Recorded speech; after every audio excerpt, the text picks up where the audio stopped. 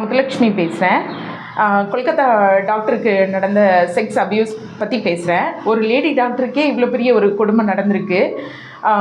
இது ரொம்ப வன்மையாக கண்டிக்கிறோம். எப்போவுமே லேடிஸ் எப்போவுமே நம்ம ஒரு தனியாக ஒர்க் பண்ணுறோமா இல்லை தனியாக போகிறோமா, எப்போவும் நம்ம வந்து ஒரு தற்காப்பு கலையும் தெரிஞ்சிருக்கணும். ப்ளஸ் ஒரு சேஃப்டி இன்ஸ்ட்ருமெண்ட் அந்த மாதிரி ஒரு விசில் அந்த மாதிரி ஏதாவது நம்ம எப்போவுமே கொண்டு போகிறது ரொம்ப பெஸ்ட்டு.